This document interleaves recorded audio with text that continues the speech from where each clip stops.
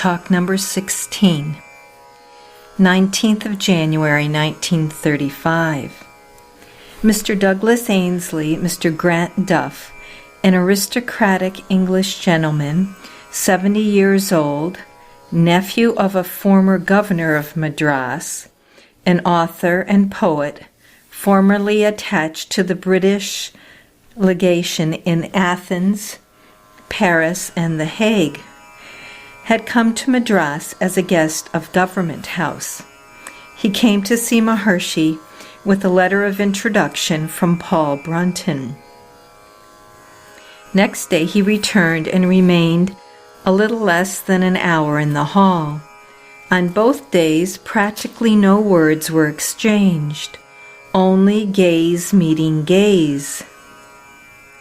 His habits are abstemious. He remains without food of any kind till 1 p.m., and then lunches. He is said to have coffee and biscuits in the evening and retires without any further food. He has been a bachelor all along, walks a few miles a day on an empty stomach, speaks little, and is very graceful in his movements. His voice is low and soft, and his words appear to come from the heart. He has friends among whom might be counted the late Sir John Woodruff, Sir Sarvapalli Radhakrishnan, and Professor Thomas, Sanskrit professor in Oxford University. He expressed a desire to hear the Vedas. On Monday, a letter arrived from Riga, and the questions therein happened to coincide with the questions the European visitor had asked relating to the existence of departed souls and how best to serve them. The reply sent to Riga was read out to him. Tamil songs from Maharshi's Truth Revealed and the Vedas were repeated in his presence.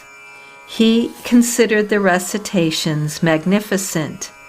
He came the next afternoon, and to the wonder of wonders of others, had an experience on the previous night which he repeated to Maharshi. It was that he had seen something like an electric light within himself in the heart center on the right side, and he added further that he had seen the sun shining within. Maharshi smiled a little and then had a translation of Atma Vidya, self-knowledge, read out to him, wherein there is the cryptic saying that realization consists in reaching the Atman self, which is the expanse of consciousness, Chityo Varman, as distinguished from the mind, which is the expansion of Chitta Varman. This explanation appealed to him. Speaking of him later, Maharshi remarked, quote, "Just think of an old man of 70 not choosing to live peacefully in his own house on an income he had earned.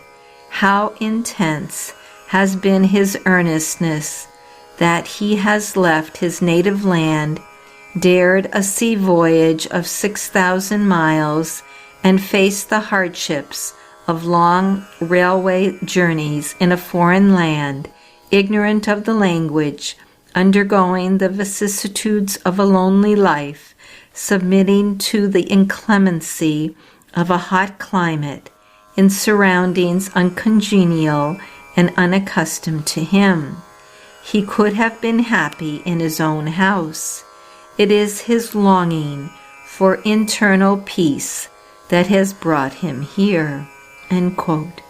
Quite so. The intensity of his earnestness is revealed by his illuminating experiences here within 4 days of his arrival people say.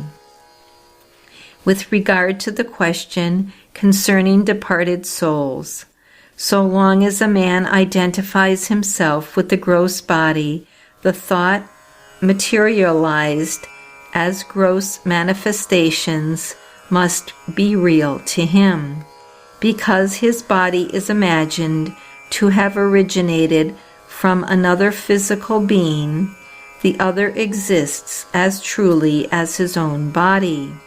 Having existed here once, it certainly survives death, because the offspring is still here and feels he has been born of the other. Under these circumstances, the other world is true, and the departed souls are benefited by prayers offered for them. On the other hand, considered in a different way, the one reality is the self, from whom has sprung the ego, which contains within itself the seeds of predispositions acquired in previous births. The self illumines the ego, the predispositions, and also the gross senses, whereupon the predispositions appear to the senses to have materialized as the universe and become perceptible to the ego, the reflection of the self. The ego identifies itself with the body and so loses sight of the self, and the result of this inadvertence is dark ignorance and the misery of the present life. The fact of the ego rising from the self and forgetting it is birth.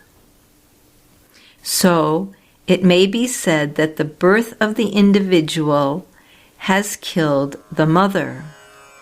The present desire to regain one's mother is in reality the desire to regain the self, which is the same as realizing oneself, or the death of the ego. This is surrender unto the mother, so she may live eternally. Maharshi then read out from the Tamil version of Yoga Vashista the story of Dirga Tapasi, who had two sons, Punya and Papa. After the death of the parents, the younger one mourned the loss, and the elder brother consoled him as follows: "Why do you mourn the loss of our parents? I shall tell you where they are. They are only within ourselves and are ourselves. For the life current has passed through innumerable incarnations, births and deaths, pleasures and pains, etc. Just as the water current in a river flows over rocks, pits, sands, elevations, and depressions on its way, but still the current is unaffected.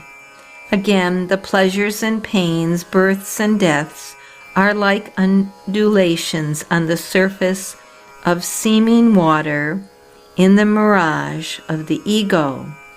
The only reality is the self, from where the ego appears and runs through thoughts which manifest themselves as the universe, and in which the mothers and fathers, friends and relatives appear and disappear. They are nothing but manifestations of the self, so that one's parents are not outside the self. So there is no reason to mourn. Learn it, realize it, and be happy.